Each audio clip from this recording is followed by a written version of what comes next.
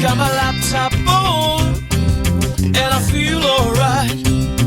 I got a few joints rolled, and my munchies made. Got my headphones on, and I close the door, don't disturb me. It's time to stand up tall and say some things about the shitty world we're living in with the boys at Raconteurs News. To Raconteurs, Raconteurs, to Raconteurs, Raconteurs, to Raconteurs News, Raconteurs News, Raconteurs News, Raconteurs News, Raconteurs News. Oh yeah.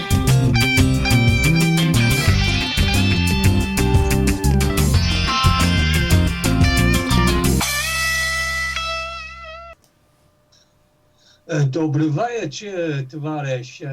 Dobry Bajzanowicz, Raconteurs News this evening. It's Tuesday, the 13th of March 2018, and perhaps by the end of the show I'll have been arrested because I did get a knock at my door one time when I did post something in Russian on my Facebook page. I did get a knock on the door from the police, so I've just started the show with a little bit of Russian, and hopefully I won't get a knock on the door. So it is Monday. It's Tuesday night. I hope you've had a great day. I've been okay. I've been for the last couple of days. I've been watching the music videos of the greatest band that ever lived, S Club 7. Absolutely the best song in the world, the best pop song in the world is "Don't Stop Moving" by S Club 7. Have a listen to it. It is the best, and bear in mind I was a DJ for 25 years, so I heard a lot of shit and a lot of good stuff. But I really love S Club 7, and I was glad to be at their final concert ever, which was on the 21st of May 2016. 21st of May, because that was my daughter's 18th birthday, so I think it might have been 2015 actually, rather than 2016. But it was my daughter's 18th birthday, and we went to see S Club 7, and it was the best ever. Listen, don't be a snob about music. I know that there's always these people that like to, that like to champion these really high, these like trendy singers, like John Denver or Johnny Cash or Heath West. These people are just musical snobs. S Club 7, absolutely brilliant. It was absolutely fantastic. So tonight I'm joined. It's our Tuesday night show, and I'm joined by my friend Andy Young. How you doing, Andy? Hi, Jace. I'm very well, mate. Thank you. I'm really refreshed. I thoroughly enjoyed last night's chat with you and Webby. It was a shame your guest didn't turn up, but I think the hour that we did that turned into 2.5 hours was pretty good radio out there. And it seems like the comments we're getting back, everybody else who listened enjoyed it as well. So. Yeah, I think it was a brilliant show last night, and a big thanks to Webby as well for coming in. He's becoming a huge part of the Raconteurs team, and we're quite a close-knit community. So there's only me and you otherwise, and then Webby to allow him in, and he's been a great addition to it. So we had a great show last night, and it was absolutely fantastic. Shitty Leeds in the chat room said he thought it was the best show ever. So we don't need good guests, but we've got one tonight, haven't we? And you've lined this guest up for us this evening. So why don't you introduce us to our guest for tonight? Well, I'm really chuffed to get tonight's guest on, because I've been after getting him on for a while. There's a story he's been working on recently that we're looking to get him on for, but there's still more work to do on that. So we're still waiting on that. But something's come up, and we've managed to get him on tonight. So I'd like to say a big warm Raconteurs welcome to steve-mera. Good evening, Steve. Good evening, guys. Thanks for having me on. Well, I'm quite familiar with you, as is my other half, and Jason's met you a few times. But for the listeners out there who may or may not have heard of you, can you give us a bit of a background, where you're coming from, how you got to where you are now, Steve, just to set the scene? Okay, I started in the subject. My first investigation of UFOs, I was interested from a young child, to be honest with you. My father was a UFO investigator. I kind of adopted his books out of his cupboard from when I was about 8 or 9 years old. Most of my friends were reading comic books. I was reading Eric von Daniken. So that kind of led me into the path of interest in UFOs. My first investigation was in April of 1983 in Liverpool, and it was of a UFO incident. So 34 years on, I'm not only investigating the UFO phenomena, but been heavily involved in the paranormal and parapsychological research and studies, all sorts of things. I've even got an interest in cryptozoology, anything what you might consider unusual, profound, that type of nature. I opened an organisation, which was Steve. Sorry, can I ask you what was the nature of the incident that you had? The something that made you, you talked about 34 years on, something in the 80s. What was the nature of that incident? The nature, there was a UFO sighting that took place by 3 individual witnesses. I'd heard about it. A friend of mine was also into the subject of UFOs, and we travelled. I was 16 or 17 years of age. I travelled to Liverpool, and we conducted our very first interview of a witness who had a photograph of a UFO. And we don't know what it was. At the end of the day, it was a spherical silver object in the sky. It was, most definitely, reflective. Travelled southeasterly, relatively slowly, but the wind direction we checked at the time with the meteorological office was travelling the opposite direction. So we kind of worked out it wasn't a balloon. So we didn't know what it was. So we kind of just left it unknown. It was, it was inconclusive, but definitely of interest in. I just wanted to get my teeth into a real first investigation, and that was my very first in 1983. As we went on into 1986, I opened up Cheshire UFO Group, which has consisted of a small amount of group, people which are like-minded, interested in the subject. That was mostly research in them days. But by the time of, sort of around about the late 80s, I was getting interested in joining organisations. Throughout the 90s, I joined the British UFO Research Association. At that time, it was the largest in the country, and I think I was around about 4,500 members at that time. I stayed with BFRO for quite a number of years.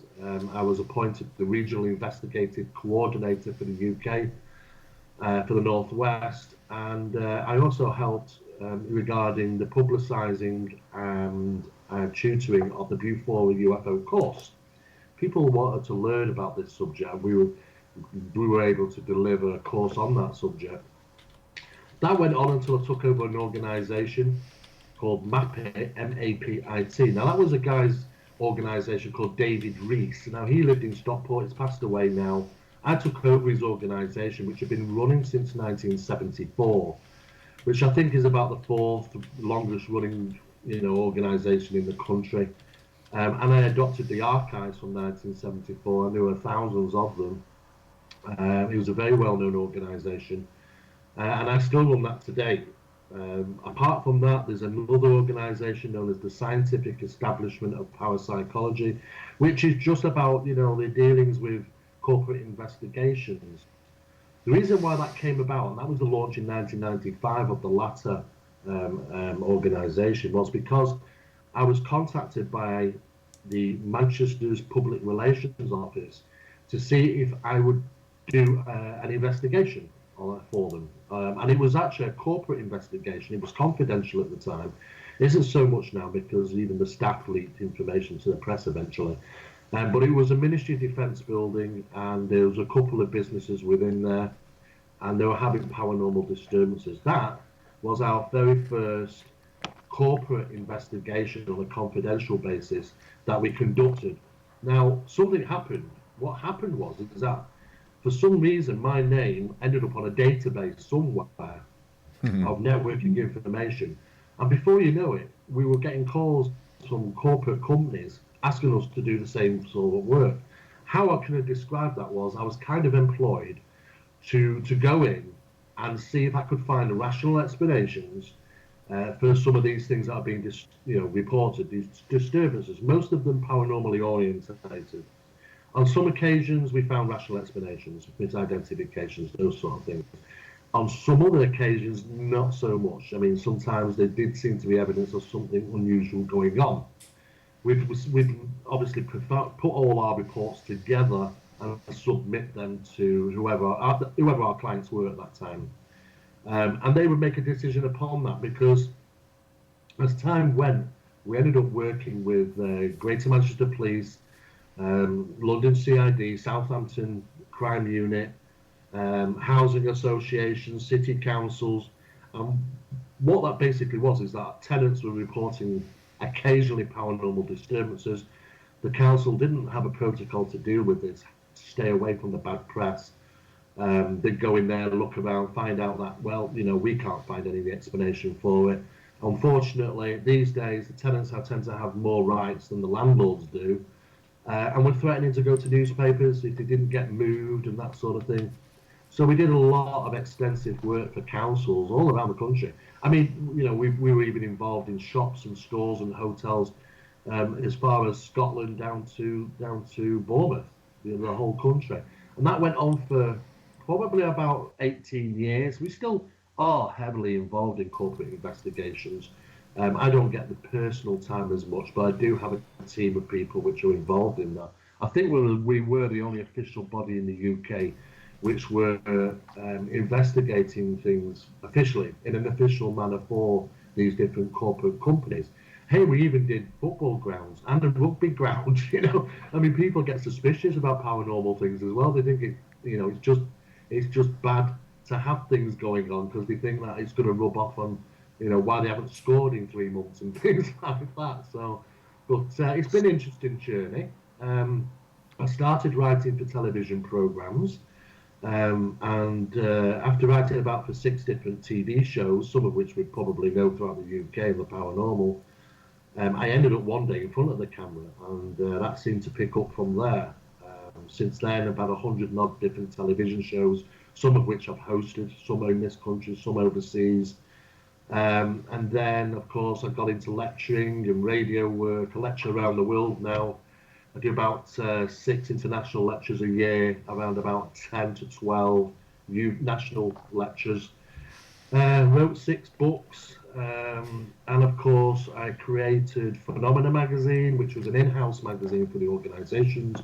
People wanted it more so on people who were not part of that organisation. So now we're into, I think it was 107th and 108th issue. Phenomena magazine is distributed to 12 countries. 1.8 million readers per year, and that's just grown. It's a free magazine. It's an e-zine, comes out every month and delivers information to people that are interested in the subjects that we like. Now, apart from that, I've had my hands in all sorts of pies, but probably one of the most important things is a platform that we've been working on for the last 2 years, quite secretively. Which is a social media platform, and how that came about is a whole other story. Well, you've got 2 hours, Steve. So, well, an hour and 3/4 now. So fire away, man. Okay. So well, I was. You know what happened? I was thinking to myself, wouldn't it be fantastic for myself as a researcher, for somebody who has services and products, and books, and I do lectures and things, a place on the internet where it's one hub. It's like an IMDb for the subject alone. Whoever's whether in this world, whatever they're doing, I can get in contact with these people. I can find out what services and products that they have. I can conduct research and target my research very easily without sat on the computer for 3.5 hours looking for some credible information, or surfing the internet. It's so vast. Sometimes we never find that information. I want to be able to target it, and then sometimes I needed that information quick. And it suddenly dawned on me, I don't think there's anything like this available. And of course, I met up with a colleague, and we both had similar idea about the creation of a platform, a social media platform, which is deliverable in several stages, which can provide not just a social media basis of networking, but lots more other things which become vital tools for researchers and people who are just like-minded individuals that are into the subject. So what we decided is to do something a little bit different. We first started by researching the field and conducting surveys. The first one was we looked at was like at YouTube and Facebook and a number of the big platforms that are out there that people use regularly. Mm-hmm. And we were to begin with, we had suspicions, but as the research started to come in, it started becoming quite a horrific tale. Because what was basically happening is that we realized very quickly that now, in the 21st century in social media, there doesn't seem a place on the internet where our information is secure. Now, most of these platforms, if not all of them, will ask for information, and then that information is actually getting sold to the highest bidders. It's like, and no wonder people have so many problems. I mean, for me, I'm fed up of receiving phone calls that I've been involved in a car accident, or it's PPI or anything else like that. And I get them, we all know what those are like. They're absolutely horrific. And that's because people, no matter what we do in life, people always sell our information on to the highest bidders. And you know what? It annoys the hell out of me. Why can we not have a decentralized location where people can't put the fingers into the pot and start manipulating it and selling them our information? That was the first thing. As time's gone on, it's become more evident with YouTube most recently, because the way they're squeezing out the subjects that we like off their YouTube platforms, it is at an incredible rate. I mean, every single day I'm hearing about people and it's horror stories. Some of these people have had channels going for years, and it's their income. It is what they do for work. They've got families. We were talking about this last night, and the amount of YouTube channels that have been deleted, apparently have been deleted. But then again, ours haven't been deleted, and I'd suggest that, not because we've not got enough reach, but they are deleting everything. What I want to know is how, if you're going to get this new social network up and running, and it's going to be a rival towards Facebook, how are you going to be able to fund it? Because Facebook's model is based upon selling people's information in order to upgrade their systems and keep themselves going along. So how do you intend to be able to fund? Because it's not cheap, is it? It's not cheap to have bandwidth that you're able to accommodate a number of people. So how do you intend to be able to fund this? That's a great question, and the answer is that we were lucky. I'm just absolutely lucky. And initially, when the platform was going to be created, we were going to do it in stages, and those stages would have been, quite drawn out because it's expensive. We're talking thousands of pounds for each different bits of stage to be done. The end picture would have been fantastic. How that long would have took us a considerable amount of years, because we needed to do a crowdfunding project, and get the backing from people and donations. However, basically what happened is that we were approached, and we have a very, very powerful investors which want to invest into it, because they believe basically what happened is we sent the blueprint, and this blueprint that we've got for the website is extensive, and we sent that over to them. We didn't really expect to hear anything back. 24 hours later, they were on the phone to us. It's a fantastic idea. It's the right time. We think there's nothing like it. We've looked around on the internet. It's unique. well, there wasn't just that. It was a matter of being able to provide something which would generate social media in a right sense about networking. So for us, it's really lucky that the fact is that we've got investors on board which want to do that. And apart from that, we're also entering the ICO program, because what we've done is we've applied blockchain technology to this particular social media platform. And there are two reasons why we've done that. The first reason is that blockchain it's necessarily unhackable. It's virtually. In fact, I think it was originally manufactured by the National Security Agency for security reasons. So basically, I think if we're ever going to run into any trouble, those are the only guys that are really going to be able to do something. But that was the first part about security, because we wanted to do something different with our social media platform, but not with the members. It's free to join. There's no charges, no hidden costs. All we're asking people to do is do what they do on every other social media platform when they post. But the difference being is that when they actually do it on Onstellar, we're going to reward them. We're going to reward them cryptocurrency, which will go into a digital wallet. They can either at some stage cash out to make it real money, or they can utilize that digital currency across the platform. It's as simple as that.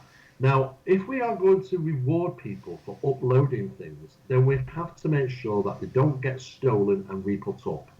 And the best security measure to deal with that is blockchain. There's nothing like it on this planet. It's so unique in how it works. It gives incredible security. If a photograph is uploaded by a member, it's given a unique hash code. If somebody else tries to grab that photograph and says, "Oh well, I'm going to do this because this guy's, he's done well from this photograph. He's got, he's got some cryptocurrency from it." If this other guy uploads it, it's going to throw it back out of the system because it's going to have exactly the same hash code on it. It won't accept it. So for a start, it's security. Security for people's content material, and a security across the whole platform. And secondly, it also introduces our capability to add this currency, this currency within the platform, so that it encourages people to put up creative content and share it. But it also it helps distribute and network that information to a global audience. We're not going to limit people to say 5,000. It's open to a global community. Some people don't want to post about their experiences to the families and friends on certain social media platforms. They might not want the family to see certain things. So it is a safe place. It's transparent, and basically it's free to speech. The people can say what they want about whatever interests them, about some beliefs or ideas that they have regarding some of these subjects. But I think what's most important is that it's decentralized. There is no big brother. There's no person stood behind the curtain pulling the strings, introducing different things to that platform. It's simply run by the people which are the members on it. So it does give them the capabilities of having a global reach and selling, not just that, but selling the products and services, because we're going to have an eco-finance built in, which basically means if you go to a professional profile and it's somebody who's wrote 6 books and you want that book, it's a click of a button, straight out of your digital wallet to their digital wallet. No banks involved, no incurred costs. Transactions immediate. I think on rollout, we're quite capable of dealing with around about 10,000 transactions per second. So I don't think we're going to have any issues with that. But as we roll on to these surveys, we started looking at YouTube and other similar platforms, and be honest, when I was saying about squeezing out these subjects, yeah, absolutely. There's been horrifying stories. In fact, people have actually come down, switched on in the morning and realised the whole channel's gone. Not just demonetised, but the whole channel's disappeared. And it's usually something for nothing. And it's a nightmare to try and even communicate with these platforms sometimes. They're very invisible, should we say, such as there is no website, it is just a platform. Who do you contact? And how long is that going to take? Nothing ever seems to go to plan, and it's frustrating, and people need to be able to have a safe, secure place where they can bring their content material to. So I think through developing phases, I think the first phase that we're rolling out is a minimal viable product, is the social media platform. But as we move on, we're going to be having development of further phases, and these further phases are going to include lots of different things. And one of those things is the capabilities of an archive, having archives there for people to freely use, get information from them. And of course, there's an app. There's going to be certain apps which are generated and developed for the subject-related material that we use as research tools. And it's very techy. It's very modern, and there's also elements of it which is youth engagement, because. And I've said this many a time, I've been in this subject for 34 years. When I go and lecture around the world, I'm lucky if I see one person in the audience under 20 years of age. Where is this subject going to be in 30 years and 40 years? We do need to bring them forward. We do need to engage with youths. And we do need to keep these subjects going. The interest in them, the people that talk, study, research, investigate. That's the future. So we want to make sure that we develop something within the platform for that. But it is so much more. I mean, of course, it's free. The Onstellar's membership is for all users. We do offer verified profiles for professional individuals and organisations. It's a safe environment to express subject-related views and ideas. Its intuitive interface allows members to connect with profiles all over the world, no matter whatever subject it is. They can attract new users to the platforms, to the subjects that they like, build new audiences, engage with followers and latest projects and research. They can create content. For people that are creating content, they can do articles, news, images, externally embed URLs to begin with until we get our own server, and then we're going to bring videos over for people's content. But most of all, they can earn financial rewards for content contributions and get this cryptocurrency. And of course, they're in control of their own content, exclusivity, and there's no contracts. And of course, they can advertise, promote, and sell their own products, services, etc. throughout the whole platform. It's really something that I would love to have. And that's why it's built by people in the subject that know the subject and want to deliver something which is for the subject and for the people in it. Yeah. So we think it'll be very advantageous. Steve, I'd just like to clear something up on behalf of our listeners. I mean, we have some listeners that are interested in UFOs and the paranormal.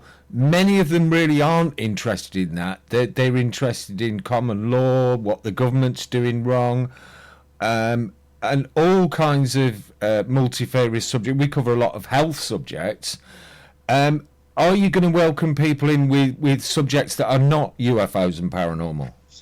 Absolutely. These fringe subjects, they should be brought to the front because they are usually the most important, believe it or not. UFO phenomenon has been going on for such a long time. It is very interesting. Moving forward, it's a slow process. But these are fringe subjects, should be brought forward. And we want a place for them. We want a place for conspiracies. We want a place where people's voices matter. We want an ecology section about the environment, about fracking, about government stuff. We really do. It's important that we have a platform which is safe for that as well, because those are the subjects that are usually hardest hit, especially across YouTube and other platforms. So it is definitely worth getting that information out. It's probably more important information than what the average is. But to each and every person who has their genre, their subject, they'll find it within the platform. There's 142 main categories, and there's probably hundreds of subcategories from that. So they can actually go onto the platform and target exactly. If you want to find out something about politics or something or fracking or whatever it is, they can go straight to the source, deliver information and get information from that subject section. Without having to hunt all over the internet. They already know that they're posting to a safe area because everybody else is interested in the same subjects. Excellent, Steve. And I'd just like to say, for all of our listeners, whether you're on Facebook or on Raconteurs News or on Spreaker or whatever, if you've got any questions you'd like to ask Steve about Onstellar or indeed any other subject, please try and get into our chat room on the website raconteursnews.com, or post a comment on Facebook, and we'll try and put those questions to Steve for you. But yeah, so what's happening? It's quite an exciting time with Onstellar over the next few weeks. I mean, I had a little look at it myself. I didn't go into any Greek detail when I realised you were going to come on and talk to us, because I thought it's pointless me learning too much, because you're pretty good at giving out information. I might as well learn it straight from the horse's mouth, so to speak. Yeah. Well, there is a number of things what we've been doing. What happened was, last week we brought up the website for about 12 hours as a test procedure. In that 12 hours from registering, we had something in the lines of 257,141 users registered just in that 12 hours. And of course, this was just test stage, and we know that the interest was delivered within that 12 hours. We thought, wow, that's incredible. We wanted to fine-tune a couple of fine-tunes on the website. So we took the website back down temporarily for just about a week to make those alterations. That goes back up. Now, it'll be launching on Wednesday in the US, so that's early hours for us guys in the UK. And it's on Onstellar.com. And that's Stellar, Stellar, Onstellar.com. Now, when you actually go there come Thursday, you'll actually see the website. At this moment in time, it just says coming soon and our logo. But when you go on there on Thursday, you'll see the full website. Now, on that, there is very descriptive information about what we're trying to do, the audiences, and why we're doing it. Apart from that, the white papers are also there to download and read. Now, the white papers are very, very explicit, exactly what the platform is going to deliver, how it's going to work, how the blockchain works. And it's not just, we're not asking anybody to invest, because most people, when they hear the word blockchain, they're going to think immediately, oh, that's something I've got to pay out, that's something I've got to buy, it's something I've got to invest.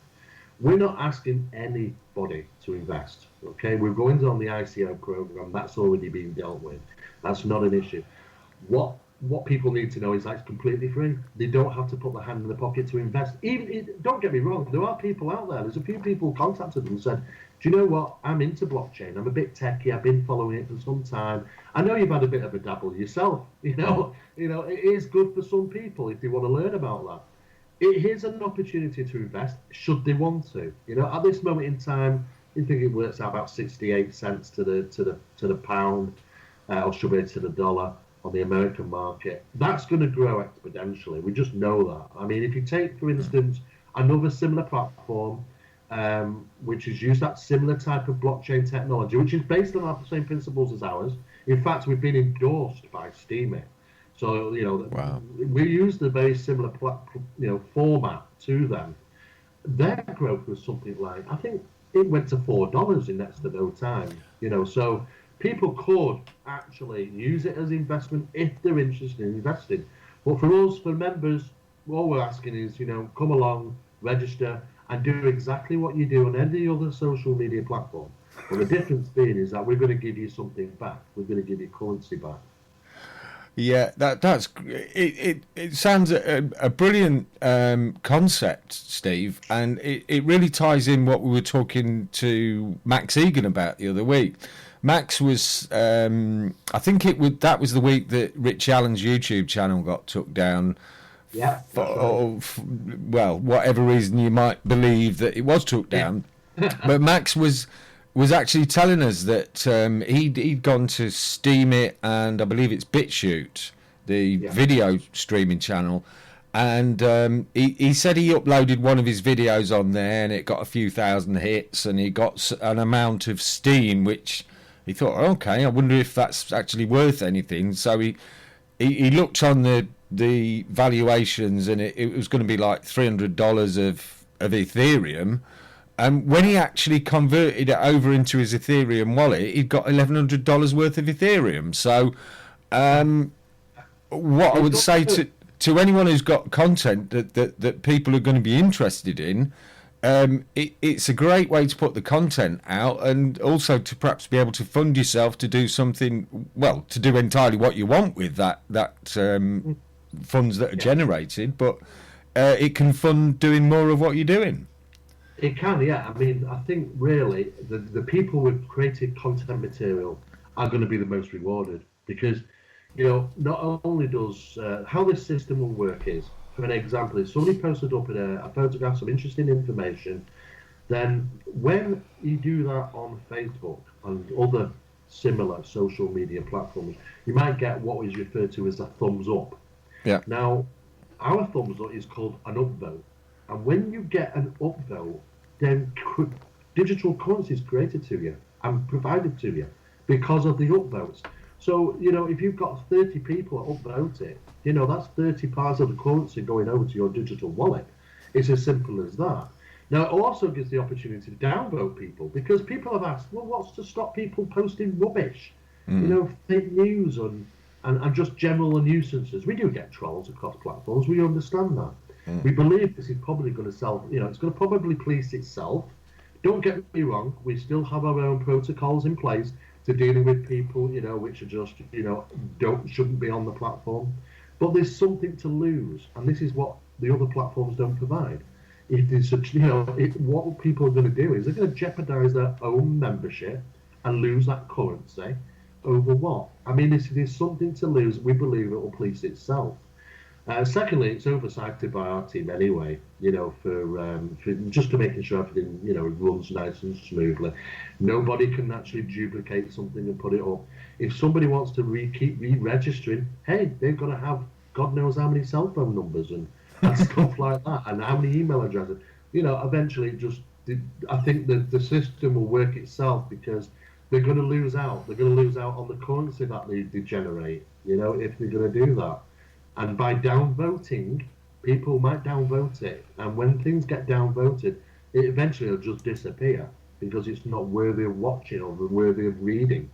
You know, so it's a very clever process. It's very intelligent, and it's designed in such a way that we took all the problems out of this platform. And what we have done is that we've gone to YouTube, we've gone to LinkedIn, we've gone to Twitter, we've gone to Facebook, and all these other ones, and just took out the most significant, beneficial, and important areas, and amalgamated them together, and then applied the intelligent processing and blockchain to it. So basically what you have is, it's an IMDb for everybody within the subject, no matter what interest they have. It's also gives professional platforms these profiles to allow people to sell their products or provide their services. If it's about conferences, they can purchase tickets. There will be an event area at some stage to show exactly, you can put a date in there, it'll tell you where conference is going to be held and when it is.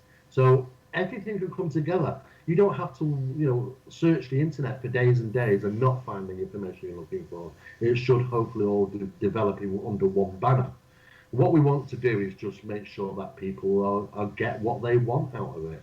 It's a social media platform to develop networking on a global scale and to deliver information on a global scale, allowing people to buy products and services instantaneously without problematics of bank transferring and all sorts and hidden costs. And of course, just increase communication and get real truth information out there, because there's a lot of dodgy stuff over the internet. Oh, well, talking of dodgy stuff, we've got some quite amusing comments in the chat room, and we think there probably must be such a good idea. That could be a very good explanation for why Facebook Live is not streaming us now. And Leeds says in the chat room, I'd imagine a lot of Japanese people would pay to watch Jason having a bath. But on the reverse side of that, John Hall is asking on Facebook, how will your platform be policed to keep out such things as porn? Oh yeah, no problem. Absolutely, yeah. I mean, of course, with the way the system works is that it's regulated. We'll have teams of, you know, regulated teams. Also, at the same time, we have people throughout, influencers, people throughout the platform working on our behalf. You know, so basically they're looking for material that comes up. The system will flag certain things anyway. If it's certain photographs, every photograph has some form of EXIF data within it. You know, we can programmers can look for EXIF data and just say, it's like putting a filter on. It's like saying, well, you know, when you put a filter on your search engine, how does it do it? Mm-hmm. You know, there's certain words, there's certain cues, and there's EXIF data, there's information within videos. There's what you refer to as metadata. Metadata is in everything. It's all around us. We just don't realize it. We only see the product. From that metadata, we can identify next to everything. And basically, we can stamp out the things that we don't want. There are places, don't get me wrong, if it's regarding pornography, there's certainly places to visit on the internet for that. I think it's one of the 2 top search engines. I think it falls in as pornography being number 1 and UFOs being number 2. Oh yeah. There's certainly plenty. Super Leeds a bit concerned because you're having no porn, but Leeds, there's plenty of places out there to find it. Don't worry, man. Hey, if there's a UFO flying in the background, it might be on there. Oh yeah, I suppose it's all about context, isn't it? Yeah. Yeah, we got to. Yeah, I understand that. We got to be careful because at the same time we want to be able to engage the younger generation because we've got to have life in this subject in 30 years' time, you know. But at the same time, we've got to be very careful utilising the metadata, which is the best technology in the world you can use for metadata identification, and that seems to do the trick, you know, because everything that's processed on the internet, be it a video, be it information, be it a photo, is all hidden metadata within it all. So we can program the system in a certain way to identify and flag these metadata. Oh, It sounds very technical, guys, but you know, it's quite simplistic in its approach. Yeah, I mean, the techie stuff is a bit beyond me. I can just about manage a WordPress website and paste on Facebook, but it certainly sounds like something that we'll certainly be giving it a spin and trying it out for ourselves. I really like the sound of it, and we'll be encouraging our listeners to do the same. You know, I think.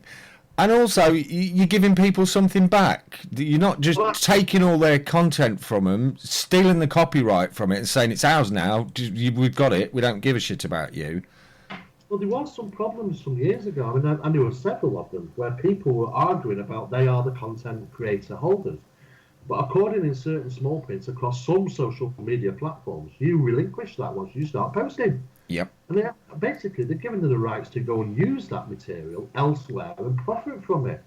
You know, even to the fact that they might even edit it and change it. You know, so basically, you're just selling your soul, really. I mean, don't get me wrong. You know, I'm not saying we're not devising anybody to be taken away from these other social media platforms. I think there's a place for them, for people who want to post photographs of the little kittens and animals and, you know, and sharing with friends and family and stuff like that. But, you know, if somebody has an unusual experience, are they going to do? Most people feel that, you know, say for instance, Facebook, for an example, is that place for it. Where the friends are going to see it, the workmates are going to see it. You know, is it a place where people will feel comfortable about sharing material like that? Sometimes not. You know, sometimes people have regretted making silly mistakes over Facebook.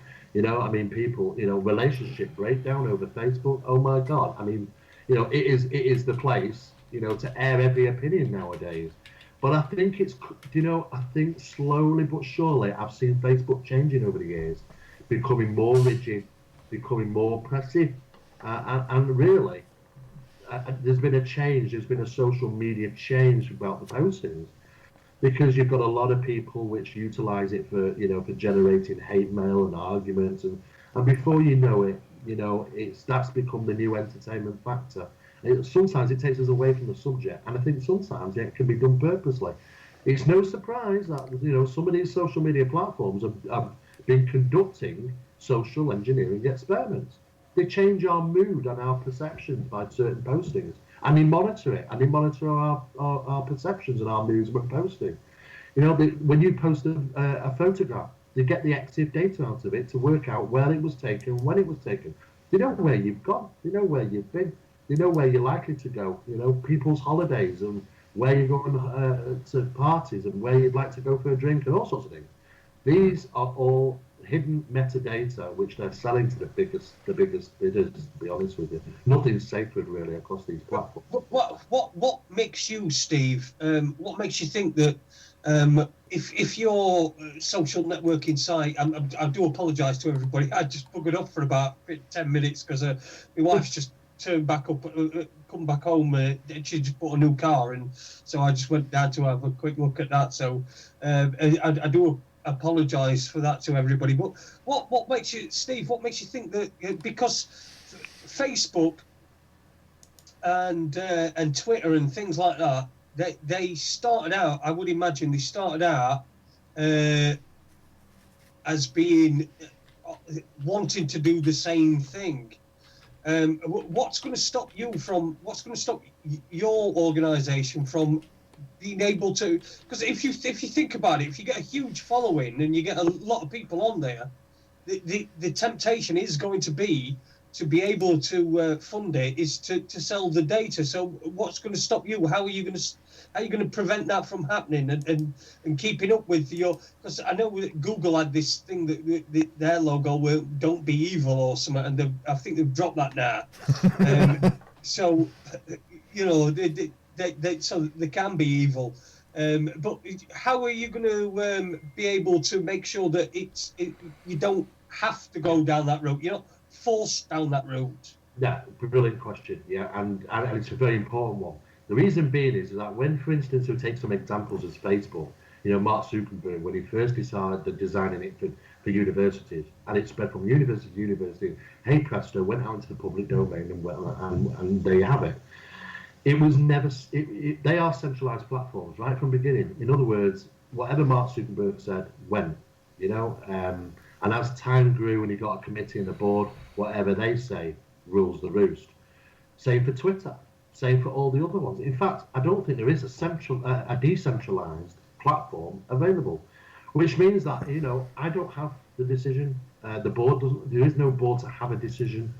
It's decided across the memberships. It's decided by the people. If people say, "Look, guys, we want this to be added to the platform," then we'll make our, you know, we'll do some checking, we'll do some research, and if it's absolutely, we'll get it on there. You know, none of us really want that. I think we've all become a little bit tired of all our data being stolen and used, and people getting fed up of, you know, have you not noticed you buy something, for instance, off eBay now, and then next minute, Facebook now. It's everywhere. Mate, you know, Steve, it's crazy. Steve, you don't even need to buy something off eBay. All you need to do is have a conversation in a room where there is one mobile phone. And the next time you go on Facebook, you can guarantee you'll get adverts for whatever you've been talking about. I've tried it. I've proved it. It's, you know what? It's just not on, guys. You know, people are getting fed up of it. And this is what the platform's for. You know, we just want an even ground where we can fight back against that and say, look, you know, we don't want it. We don't need it. If we want to go on Facebook, if we want to go on eBay and whatever, we will do. But you don't need to know what we're doing, and nobody else needs to know what we're doing. It's private, it's information. And I don't want to be pestered all my life with this stuff. It's everywhere, and it's getting worse by the day. What we want to do is create a decentralized platform, the absolute opposite of all these social media platforms, you know, because there is no somebody to make those decisions. Nobody can come knocking on the door and say, well, you know, in 2-3 years' time, are we going to be approached by a huge company and say, hey guys, we're going to give you $1 million because we want to do this test, or we want to find out how many of your membership people are aged between 20 and 30. Well, so that's not a problem. Yeah, let's put it out to the members. You know, go and ask them. You know, it's your choice. You want to go and be, you know, jumping the pack of walls, go for it, guys. You know, because people like this and they're like-minded. They're sick of the same thing. And that's the whole process of this. We've generated and created a platform which is completely decentralized. So the way to get away from that is not have somebody who says, yes, I'm in control, I make the decisions. You know, we don't have that. And that's down to the actual people or the members. What they want, they get. It's as simple as that. When are you launching? Have you got a launch date in mind, or have you been testing and doing stuff? And what sort of results have you had from your sort of beta testing? we opened up the website for 12 hours. In that 12 hours, we had over 257,000 users register in 12 hours. From that, we didn't expect that, to be honest with you. From that, we still had a few things to adjust on the website. So we took it down for a week. It's going back up permanently, the website, it's Wednesday in America, early hours Thursday for us in the UK. And the platform, the first part of the platform, it goes out in June. It's in June. At the end of June, the first week of July. And when people see that, basically all they need to do is whatever they've registered their desired username. That's why we've opened up the website, because usernames are going to get snapped up quickly. And we want people to be able to get their desired username. It will automatically, whatever username is picked, it will automatically add @onstellar.com to it in an automated process. And then you just log on to the system come the end of June and the beginning of July, log in, and it's there. Away you go. It's your universe, guys. It's what you want, and you have a say. If you feel like it needs this area, we'll look into it. If you think it's a good idea, we'll do it. That's the whole point. It's for the community. And so it's primarily going to be sort of based upon people's. It's going to be a place where people can communicate with each other that are going to perhaps have had some sort of paranormal phenomenon happen to them, or an incident that's perhaps happened to them. What are your plans on for people? Because that's just a fucking troll fest, isn't it? It's just a troll fest. It's just somewhere where people are going to go, and all they're going to do is they're just going to be like people are. They're just going to be cunts. And I'm sorry about my French, but that's what people are like at the moment. Even on like these big social network sites like Twitter and Facebook and what have you. It seems like it's an area where you're going to have a lot of trouble. How are you going to deal with that? Are you going to be policing it well? Are you going to have different moderators? And again, how are you going to fund this? Because this all costs money. Yeah, well, we're going to fund it through the investors, basically. Everything's going to be through the investors. It's as simple as that. We're not asking members to invest. They don't need to. We've already got that in hand. It doesn't matter what's going to happen. It's going live in June, July, no matter what happens, because it's already done and it's already available. It's just a matter of, we want further development to take place. We want a future to be able to deliver the things that members would like. And that is why we need the investment, to go forward, have a team who come together and can construct and build these areas of interest for our members. In regarding those, the trolls and things, and you're absolutely right, it can be a bit of a minefield across the platform. The first thing what will happen is someone starts attacking somebody else's ideas, opinions, beliefs, and it starts getting a little bit out of hand. What's going to happen is that people will have the right to downvote it. When they downvote it, it will flag up on our system. Now, don't get me wrong, we'll have our own guys dealing with things, but we'll also have it sort of semi-policed by the members themselves by downvoting these comments and things. What happens? But can't you see how they could all get together and downvote something that was legitimate? Somebody posted that was legitimate. They could all get together and downvote it by themselves. What I'm talking about, because that there are people that are online that will go anywhere and be anywhere just simply for an argument, or to just piss somebody off, or just piss on someone's chips. They'll do that. So there's always that. I just want to know what sort of things in place to try and stop that. Every feasible incident that could happen we've gone over it. We spent 2 years on this project, on figuring out. I use Facebook on a daily basis. I see what's going on. I don't want that across the platform that I'm going to be using. I'm sick of seeing it. I don't want it. How are we going to stamp it out? The process is that we do have moderators. The process is that we do have policing. The process is we have the downvoting process. Things get downvoted, they're going to go. It's as simple as that. Now, don't get me wrong. if people are saying, hang on a second, let's 6 of us gang up on this guy for no apparent reason just to get rid of him, well, that's what the whole process of having moderators are for, because we can backtrack and look and see, you know. Don't get me wrong, there is also a process of the slap on the hand, you know. I mean, you know, if you're going to be really naughty, you know, we'll ban somebody if necessary. You know, we'll give them a certain time. But the thing is, they could lose currency, and that's the difference, because they've got something to lose. They've got nothing to lose on these other platforms. They can say and do what they want without any repercussion. There is repercussion on this. The repercussion is the fact is that they will lose currency. They'll lose a digital wallet. They'll get banned. It's as simple as that. And if they want to keep coming back, you know, and doing that same behaviour, they're going to get acted the same way, you know, and quickly and very feasibly, the members will identify these individuals very easily. And I think that with all those processes in place, that is the best way to deal with this. It isn't an ideal world, I get it. And you know what? I can't think of a better way of dealing it with getting the members on our side and saying, look, this is your community. If you want it nice, then participate, you know.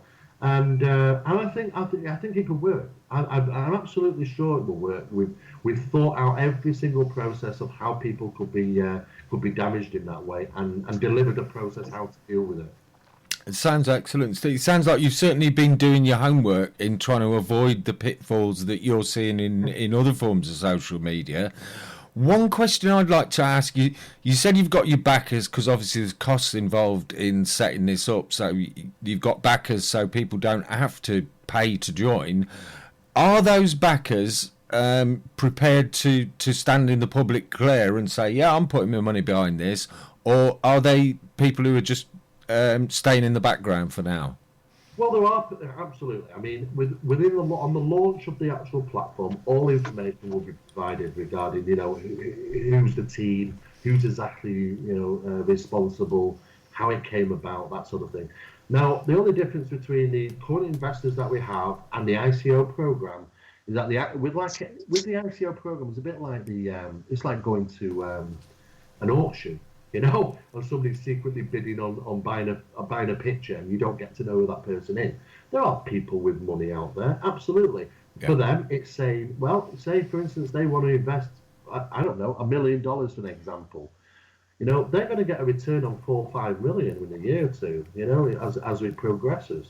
So they know that, okay, we've looked at everything, we know the market, we know that we're going to get our money back. Hey guys, there it is. Go ahead and build what you need to do. This is what the ICO program is for. Not everything gets even onto the ICO market. It has to be regulated and be the right thing of interest and so on and so forth. Social media platforms always tend to do well, and because there hasn't been something like this before, and it's because it's unique, and it's because it's a social media platform. You know, we know that we're going to get, you know, a considerable interest in the ICO program, which will allow us to go ahead and develop the further phases. First one, it's already done. You know, it's going out.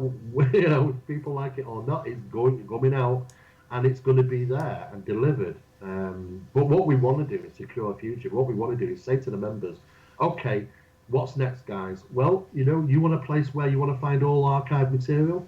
If you want to do some research, where do you want to go? This will be the place. If you're not too sure, if you want to ask a professional who's worked in the field for 30 years, we'll connect you. It's not a problem. You know, we want to be able to provide something which is simple for them, you know, across the whole internet.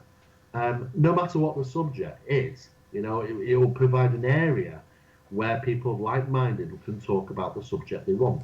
How many times have we seen people getting basically hammered over the flat earth stuff over the Facebook?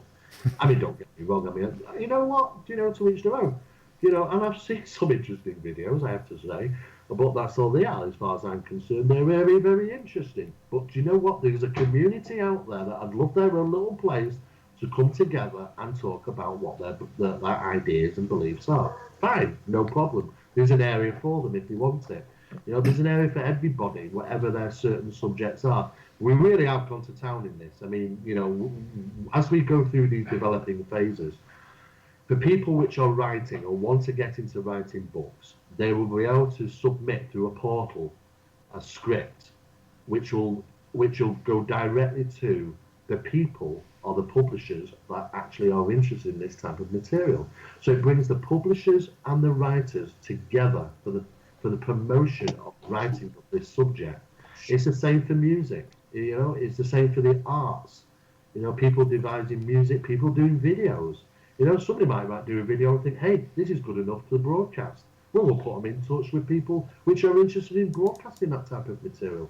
We'll bring them, we'll be the mediators in that through these portals. You know, so there's something going to be developed for the world. You know, as we go on, there'll be more.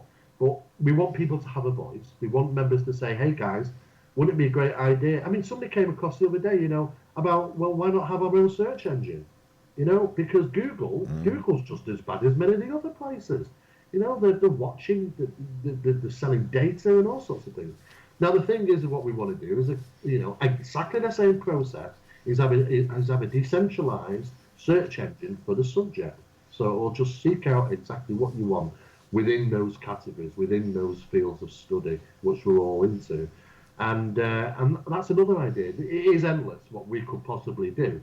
The idea is that we want to deliver what members what really want, to be honest with you, because that we want to be able to take a step back and say this community is for us, because it's built by people like myself are in this subject and they know what's really needed and required, rather than somebody like most times it's usually people that haven't got a clue about the subject which are involved.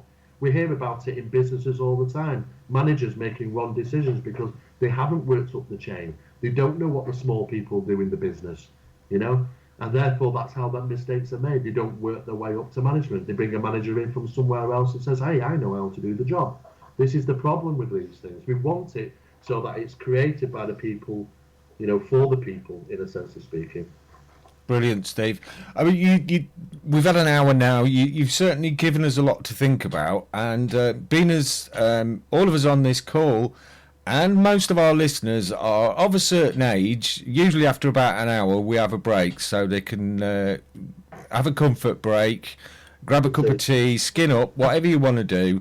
So we're going to play a couple of tunes, and we'll be back in about 8.5 minutes.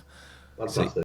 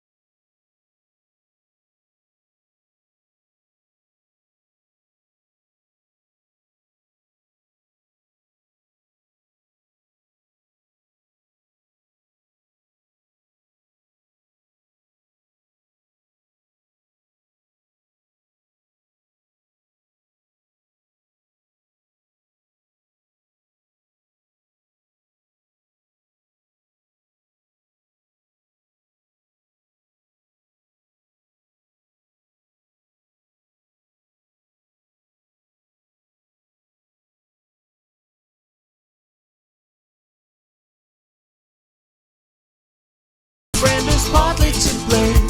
Filling my glass up with strong red wine that he bought in Calais. I should have stopped when I felt drunk, but I just smiled and spent and poured some more. Have some more, my son. Shake shot and we're ready to go. Ken Brewster's on the radio. Sun is shining and the road is clear. But what I wouldn't give for just one beer. My head is sore, I'm a bit of a sight from the crazy amount I drank last night. But I need a little beer to clear my mind, cause now we're driving down to Cali to get more wine. Get around it. Yeah, get some vino tinto collapso trumpo.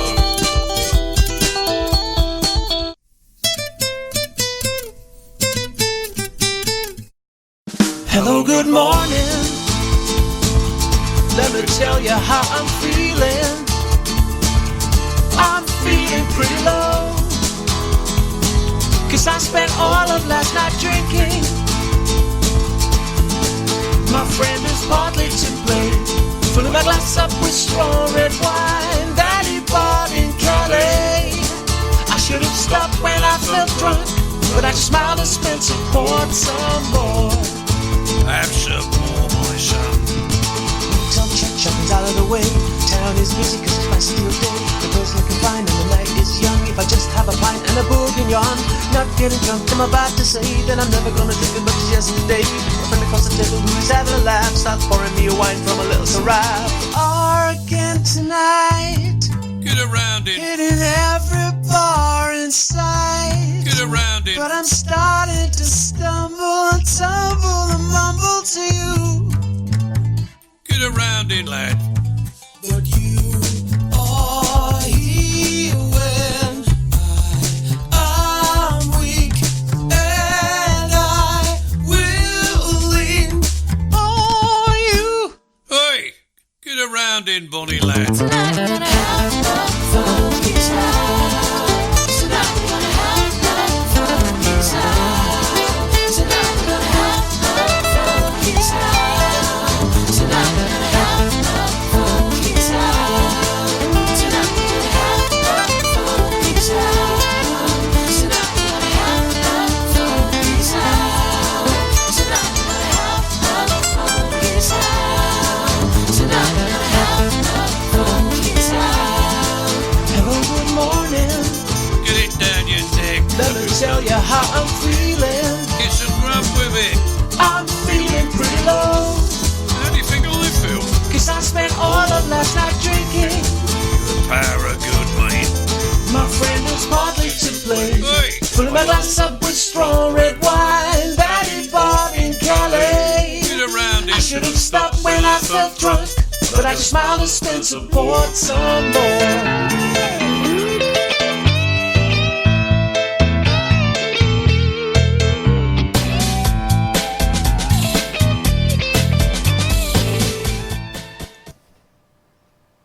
And welcome back to Raconteurs News. This Tuesday evening, myself, Jason Holmes, and Andy Young, joined by Steve-Mera, chatting to us about his new social networking site that is going live. When do you say it's going live, Steve? Should be last week in June or first week of July. The platform's available, but the website goes live for registering on Thursday in the UK and Wednesday in the US. Brilliant. Well, sorry, did you want to say something, Andy? Yeah, I was just going to say it was an interesting conversation in the break there. Everyone who's on Facebook Live will have heard it. But I've just been asked to give a shout out to Heidi Neal. Heidi never stops working. Wherever we go to a conference, she's always helping out, running around after people. And I did mention to Steve that we were going to the UFO Truth Magazine Southern Conference at Watford, hopefully. I believe it's the last weekend in April. And It's my birthday, Andy, because I'm thinking about going as well, because it's on my birthday. It's the 28th of April. Oh, cool. And I said I was looking forward to perhaps getting a chance to say hello to Grant Cameron. So Heidi messaged me and said, her and Joanne Summers are going together. We had Joe on a while ago with Bill Brooks talking about his experiences, and she said they're gonna latch on to Grant. No comment. Well, whatever that means. Good luck with that, Heidi, and I hope Grant's had a bit of warning. Oh dear, fun and games. And it's not often Grant gets into the UK. I don't think he comes over very often. I remember him being in Liverpool some years back.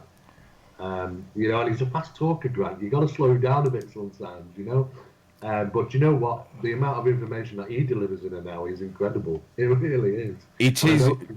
Do you know what? There's one thing I'm going to ask Grant, and that's please get a better microphone for Skype, because he does some brilliant interviews, but his Skype microphone is dreadful. Yeah, he's a chatterbox, and he's got his new book is really interesting as well. So I assume that he probably will be bringing some of them with him, hopefully. Awesome. Nice one. I think I'm going to try to attend the Southern Conference, because I've been to about 3 UFO conferences and never paid for a ticket, and then I won a competition for some tickets for this one coming up in September time. So the northern one. So I feel like I really should give something back. So I've never paid for a ticket. But I think I probably will try and get to the Watford conference, just so that I can pick up my tickets for the September gig. Yeah, well, you know what it'll be. Gary will be listening to this, and he'll be there with a list of what you owe him when you get to the door. Yeah, he'll come with you to. He'll get it all down in writing and present it. No, hats off to the guy, because I remember when he said to me in the early days, he's bringing these conferences together. And he's always maintained that, he doesn't really get anything out of it. And do you know what? I calculated the costs up, for the tickets he sells, for the place he gets, and you know what? Flying people over, accommodation, and the meals that he provides. He doesn't really get anything out of it. And he is actually doing it for basically the community, and good on him. And absolutely, I admire people like that, that there are a lot of people in this game that just want to make money. And I understand that. Everyone's got the bills to pay. But at the end of the day, when you're giving 95, if not more, % out of what your income is in regarding these matters, then hat off to him, because it's not easy putting events together. It's a nightmare putting events together. I used to do it regularly. And you know what? It was just too much hard work to do on a regular basis, So, hats off to the guy that, it's probably the most well-known UFO, subject-related conference in the country, and great. When we do ours in Manchester, which is on a huge scale, we're covering all the types of different subjects, and you have to, because there's so many varied, people out there with varied beliefs and opinions and interests, that to bring in 2,500 people, you've got to put a show on which covers literally everything. So, and it is hard work. I wouldn't want to do it regularly, to be honest with you. Oh, I understand at yours you've got Nick Pope, haven't you? We have Mike Barrett, who's talking, and we have Eric von Daniken, and we have Paula Harris, Travis Walton, David Icke, Nick Pope, and numerous others. And that's just the main auditorium. We've got so many other speakers in the other areas as well taking place. And that's on June the 22nd and 23rd. I think the Friday night and the Saturday. The Friday night is just for, it's more question and answers and personal stuff, regarding the main speakers. Mm-hmm. Saturday will be the main events and everything else as well. So. And we have a great turnout, because the stalls are. Are there still tickets available for that? There are, believe it or not. There's some left. They've sold out.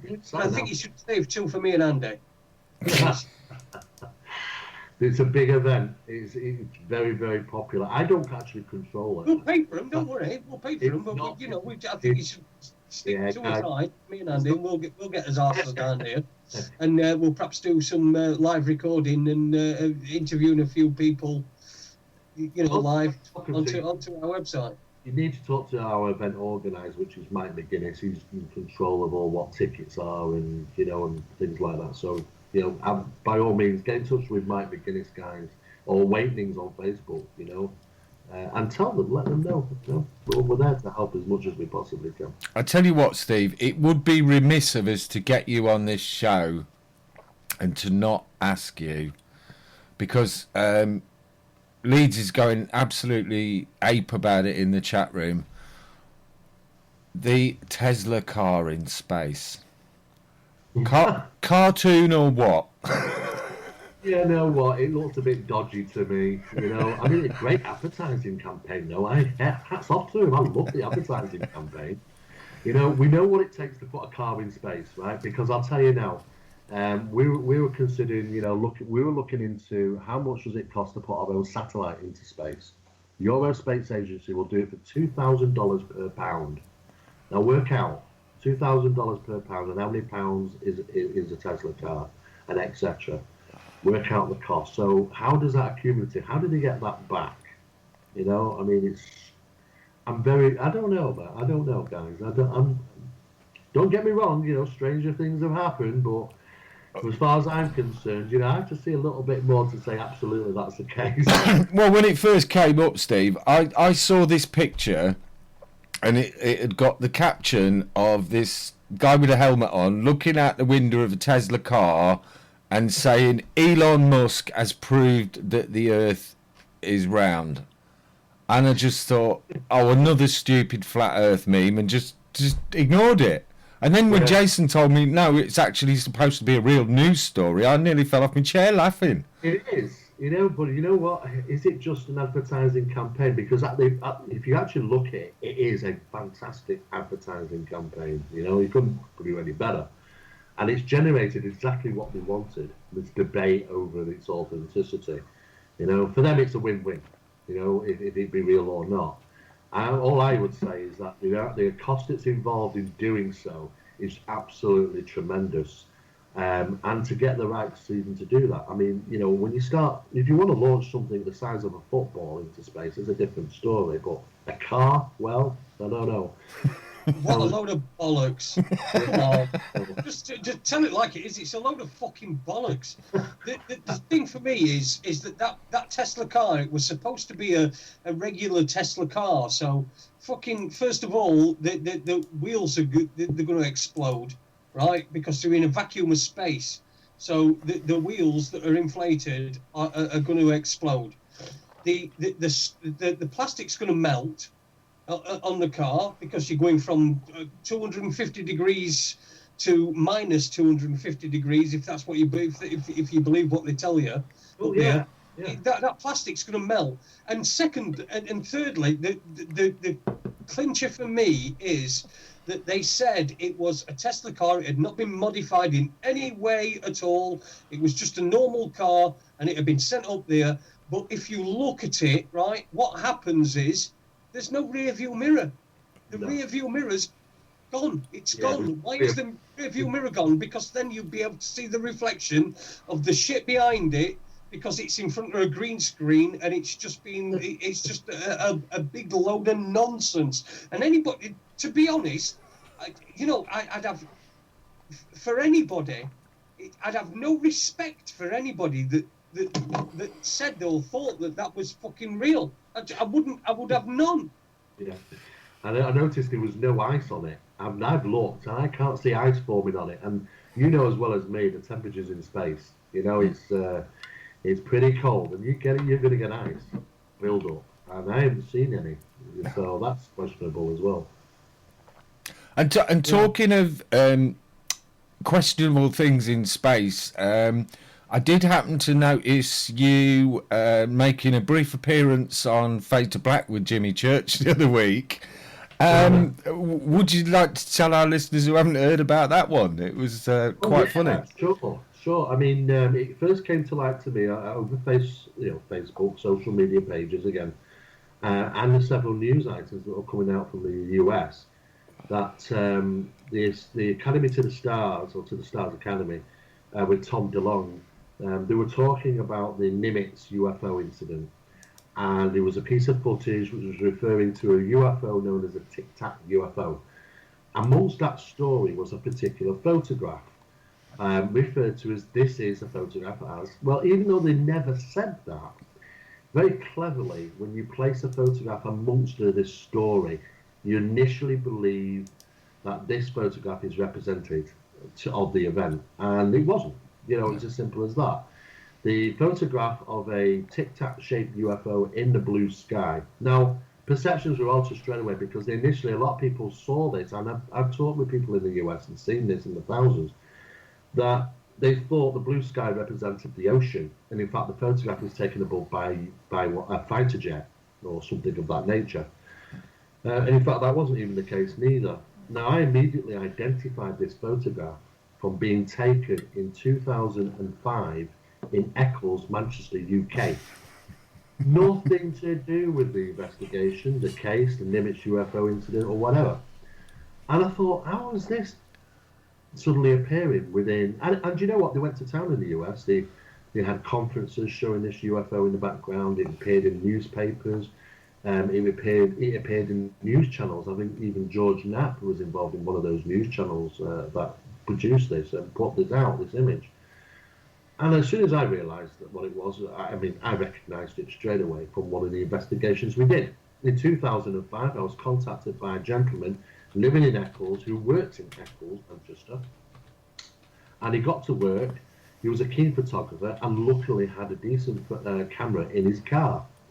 And he saw this object in the sky, moving slowly across the sky, and he claimed to have seen another object in the background move very fast in a slightly different direction. So I thought, okay, interesting. He took 6 photographs and sent them to me. I looked at the photographs, I thought, okay, that's interesting, because the photographs seemed to show something that could be represented as a UFO. It was silvery, tic-tac shaped, and it was maybe metallic colour in nature because it was definitely reflective from the sun. Taken on a blue sky as well, you don't get that many times in the UK. And of course, what it was, when looking at these photographs, couldn't be identified. Initially, we thought, okay, he's snapped something, maybe it's an unidentified object. There are at least 4 or 5 witnesses to this as well. He took the photographs while standing outside his works. Now, what had happened was he submitted them to us, and this was the latter part of 2005. I think early 2006, we decided to conduct an experiment because we got the information back from the Met Office for that day, which direction the wind was blowing and the knots it was blowing at. And this fell in characteristic if it was a balloon because of the distance it travelled in the duration of time, matched the actual wind speed of that day. We thought, okay, and when we checked, it matched that direction. So we thought maybe it was a balloon. But what type of balloon can create this morphing effect? And we realised that it was probably a minor balloon, a number 1 novelty balloon, what we see. Probably the other object in the distance might have been a number 8 or a number 2, hence 21 or 18, you know. It's always that possibility. But we put the information out, and I only put 1 photograph out on the internet in 2005 on a radio show called the Jeff French radio show. I think it was Sightings Radio at that time. And I believe it's still there and up. You know, that link is still present. You can still look at these photographs there.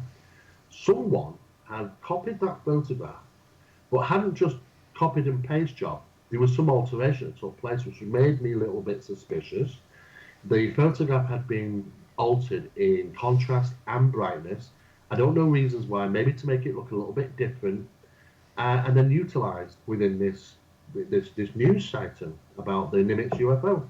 And of course, I tried to put the information out saying, no, guys, you're wrong, pull it back. And you know what? It just kept running and running and running. And this went on for 2 months. I was sending private emails out to people in the US, you know, and finally James Cameron came back to me. He was the first guy that came back to me. I said, James, you know, I said, sorry, Grant Cameron. And I said, Grant, you know, it's took ages for people to get back to me. I don't understand why it took 2 months. And he said, you know, tell me all the stories. So I told him. And I think Grant and even the press from the UK, because I did go to the press with it, that approached to the Stars Academy and got no response. On 2 occasions, they did not make any reply whatsoever. That didn't help the situation. This is something that should have been dealt with immediately. Now, when I was on the radio show with Jimmy Church, what Jimmy was saying is that he thought the same thing, that it was something legitimate. However, when he got to find out what it actually was, the biggest question started to arise as, if you've got the specialist team and this money behind you, I think they've raised 2 million now, surely, how does a mistake happen like that? Now, don't get me wrong, I do believe it's a mistake. I don't think someone's done that on purpose, because it's just, they could have done something a lot better that they may not have known, but I think it's been thrown in there, and don't get me wrong, that photograph has been manipulated for some unknown reason, somewhat, but clearly still identifiable. Why and how that happened is just unbelievable. Now, don't get me wrong, I mean, I'm always up for somebody who's, if they're going to raise money for the right points, and it's going to be advantageous for the subject and for the general community, fine. But I've had my little bits of suspicions for a long time. Now, I've got nothing personally against Tom DeLonge, and I don't, it's not that I want to see him fail. I want to see him do it right. I wouldn't have Tom as a principal figure representing this organisation, because I think sometimes he makes mistakes, and those mistakes carry a lot. They really do. It's heavy weight, especially when other people have given money to the cause. They must have been thinking, what the hell? How can somebody put this picture up and claim it's a UFO when it's actually a balloon taken in the UK, years ago? So anyway, it did eventually come out.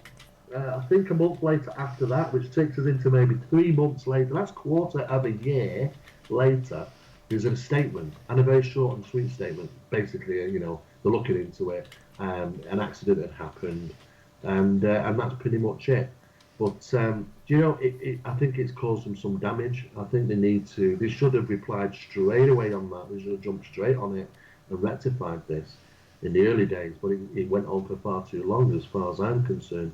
I would certainly question the fact is why is Tom DeLonge the face and image to this academy, because I think they should have got someone a little bit better, somebody who, if they want this to be successful, that he's got their head screwed on and they're not going to make mistakes, they're not going to make outlandish claims, and not have these mistakes come up, because I think it could be damaging. It's been rectified now, they admitted there was a, but that's a massive problem for them, Yeah, but to be fair, Steve, I mean, Tom DeLonge, yeah, he's kind of dropped the ball a little bit. He does seem to have been pushed out the picture. But for me, whenever I see a multi-millionaire on TV asking you to donate your money, I'm like, whoa, hang on, what's going on here? And when they're talking about $2 million to build an anti-gravity spaceship, sorry, you're just taking the piss there. It's not even really funny. No, I know. I mean, don't get me wrong. If this is the way forward, fine. But the thing is, it would seem maybe somebody else is at the helm and delivering that information. And Tom's the guy who delivers it. But seriously, I would, if he's to represent the company, then I would suggest that maybe them finding somebody else that could do that a little bit better than Tom. I'm not saying there's not a place for him. Absolutely, there's a place for him within that program. But I wouldn't have him as the face and the image for this, because people make mistakes, and when that happens, if you upset 3 people when you're at a lecture, if you're very well known, you could upset 300,000 people. It could be a big impact. So you've got to be really careful about that. Now, there's even suspicions over the video content of the Tic Tac UFO video, and I mean, I talked to Richard Dolan about this, and we just don't know. We don't know. And now there's a third one, which Jimmy's talked about last night, Jimmy Church, a third video that's come to light, which again, some people believe it's suspicious. Apparently it's got 2 fighter pilots, which are going, woohoo, brilliant, look at this usual UFO and that. And we've talked with Steve Murillo. Steve Murillo was on that radio show last night with Jimmy Church, and he said, he's a fighter pilot. He's an ex-fighter pilot, And he said, well, you just don't communicate like that. wouldn't. You know? Well, mate, when the first release came out, I remember the next day, John Lear was all over it like a rash, and he was saying, "Sorry, but pilots don't talk like that. Firstly, they don't. Hey, dude, look at this." And secondly, there was some kind of a noise added to that soundtrack to make it sound like the plane got it, because he says you do not hear that when you're communicating on the radio in a fighter jet. He said it's just rubbish. He said that is not the audio that was associated with that video. It's either been put on later, or as Grant is saying, classified material. If you alter it slightly, it's then not the classified material, so you can put it out there. So that might have been what they've done. But I mean, what we've been shown so far, sorry, but for me, it's been a vast disappointment. I mean, I've seen loads better stuff on people's camcorders. Well, the thing is, I think they're underestimating the general public. Do you know what? A lot of the general public are really up to scratch. You know, they're not daft. You know, it takes a lot to pull the wool over some people's eyes. And of course, if you're dealing with something authentic, then fair enough. But it is questionable. And of course, this is a problem, because even if it was authentic and something has been altered, how on earth would we ever know? We would never know. And for me, I wouldn't even go there. Why even go there on a video that could be questionable? You know, if you're going to put something out and you want to get that interest again, you really go for something really credible, which you know is, you know, there's witnesses to it. It maybe even picked up on radar, whatever. You know, go for something that's really punching, you know, to bring back those people, bring back that interest. Don't stick another video out which is going to be questionable. It's just not worth it. Well, you know? to me, the whole thing absolutely reeks of a perception management exercise. I think they're covering several bases with one action. It's like, firstly, they're trying to have a Bigelow takeover of ufology, which he's kind of been at with his pumping money into MUFON over the years.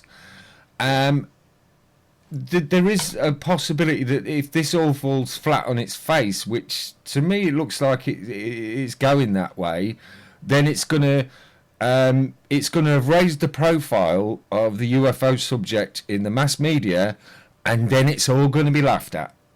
It's another tool in the tool chest of the ridicule, the tool that they've been using forever.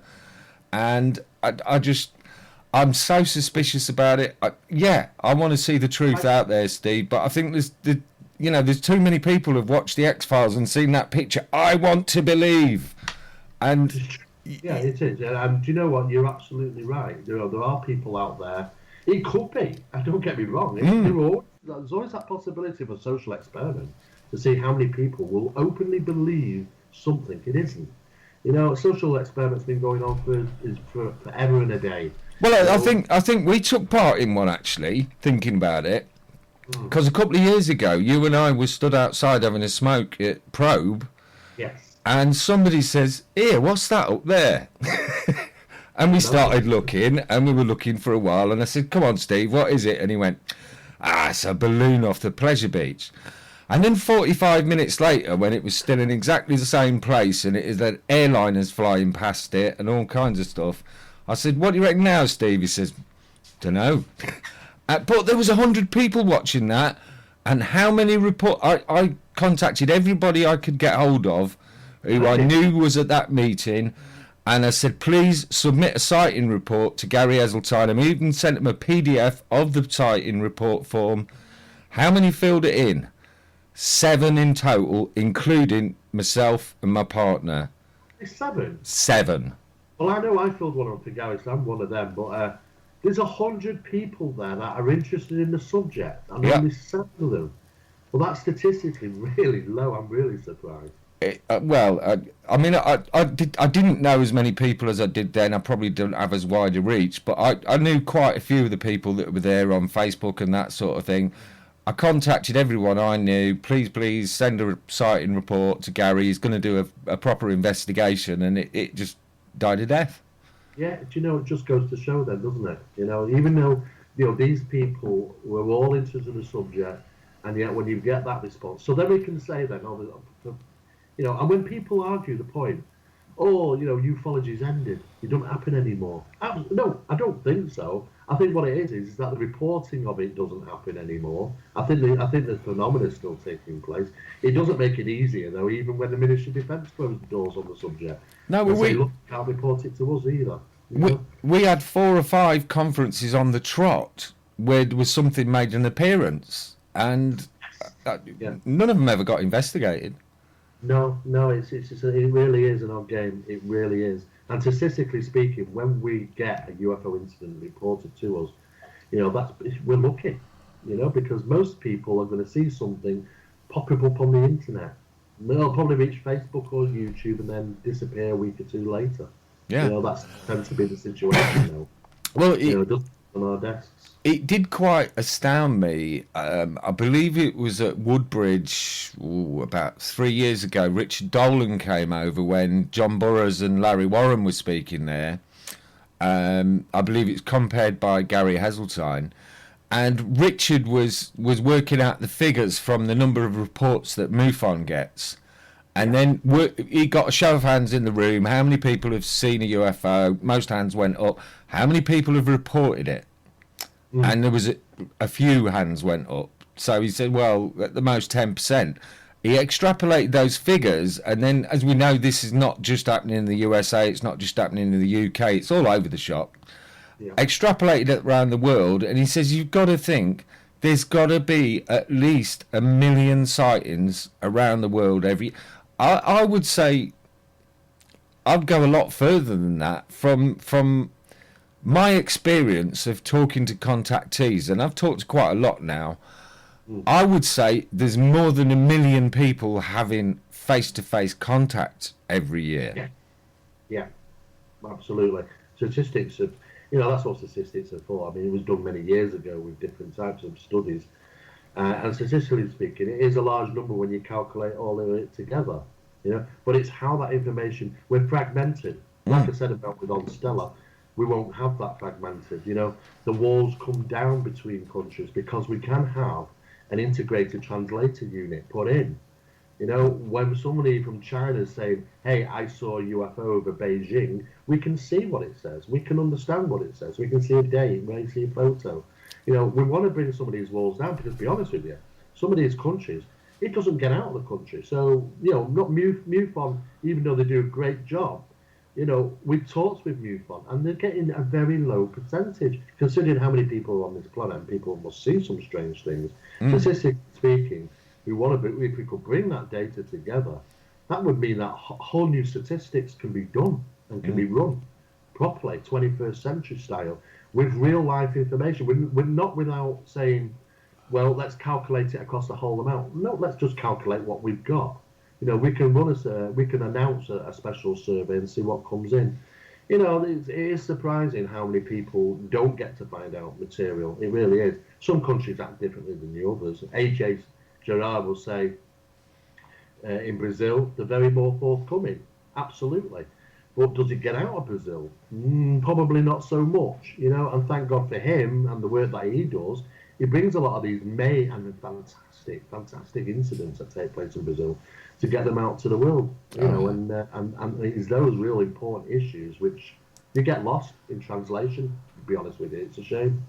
Yeah. I really wanted to interview AJ Javard the other year. I wanted to do a recording with him because there's no internet in that civic hall at Homeforth.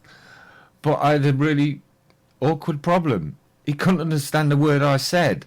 And I thought that's really rich because he understands Tino and he understands Gary perfectly, but he couldn't understand a word I was saying. I thought, okay, fair enough. We'll abandon that one then. Probably down to us. I just don't know. He's a comical guy. He really is. He's comical. I just wish I'd had a camera because he sat there eating a bowl. Those flying saucer sweets? Oh, yes. He was sat there eating a whole bowl of them, and then there was a bowl next to Martina, and he said, you like? And she went, no. And he got that bowl and ate them as well. He likes his food. When we were in the restaurant, we were ordering, and he said to the chef, to the waiter, he says, I'll have chicken. And he said, okay, you want chicken? Well, we can do you the chicken. And and then he got up and he says he wants to inspect the chickens. Yeah, did he think that there were real chickens running around somewhere out back? Oh, you know? brilliant. And he said, no, I want to go into the kitchen. He said, no, you can't go in the kitchen.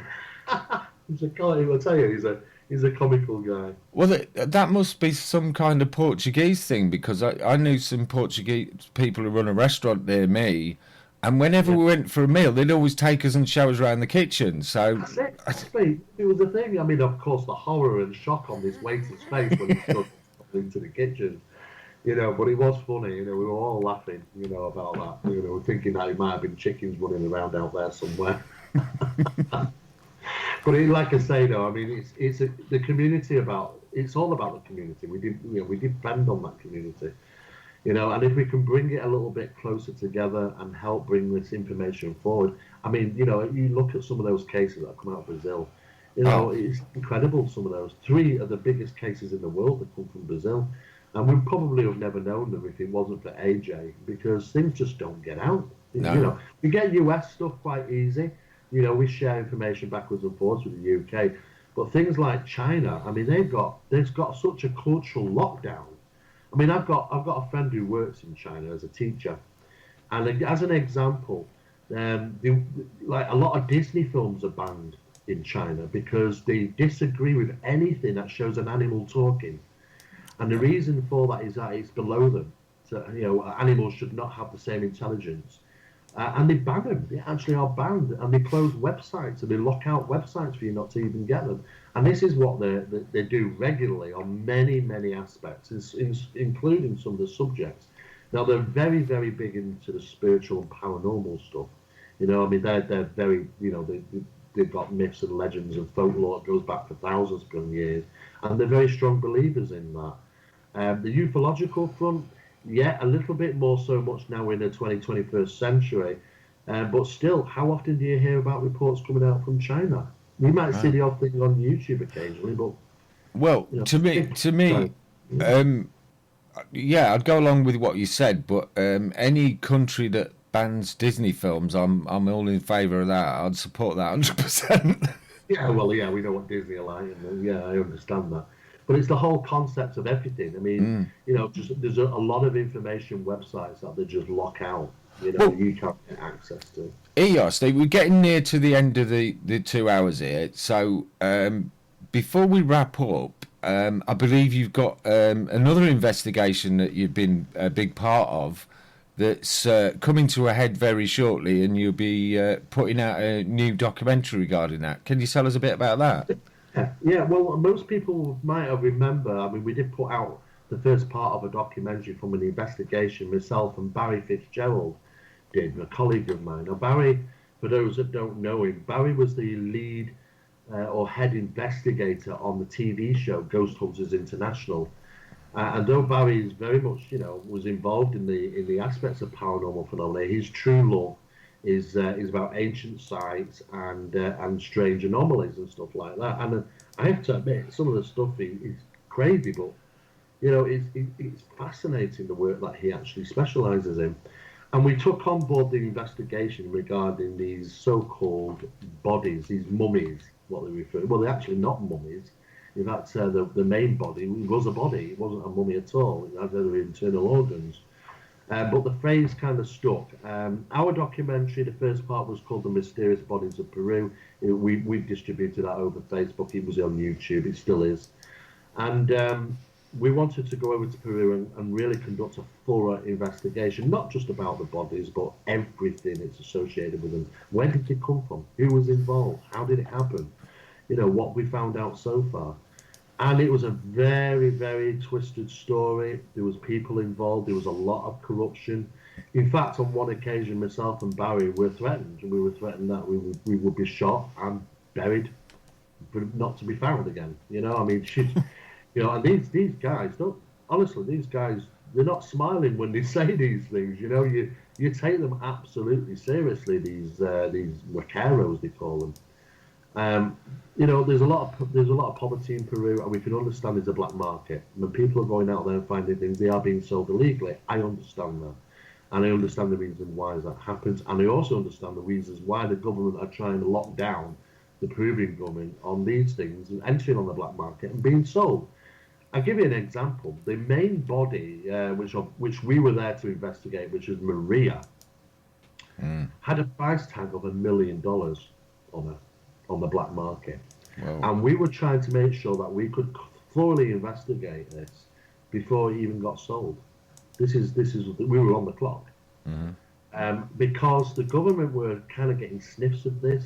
They were looking for the bodies. They were conducting house raids. The police were involved. Special officers were involved. In fact, they even brought a special committee together to try and find these bodies as fast as they possibly can. Everybody was being watched. Everything was being listened to. And at a pickup of a phone, they could corrupt and even cause a conference about these things to be corrupted in one way or another, you know. And that's exactly what happened in Peru on the main event when the main announcement happened. You know, we ended up with loads of problems. Oh, that was totally shambolic as a result of it, wasn't it? Absolutely, and it just goes to show the power of a phone call, you know. So we were dealing with, amongst all that, we did manage to get samples on 2 occasions, and we wanted to go for the best guys. Now we do know that people have been involved in conducting a series of tests, but it's always been questionable. Lots of people are saying, well, you know, do we trust where the information's coming from? Who are these people? That person's been involved in this. That person's been involved in that. Are they telling the truth? You know, it's not fully. You know, they've made a mistake a little mistake in wording across the document. How authentic are they? It was a waste of time even going there with them. We had to get our own.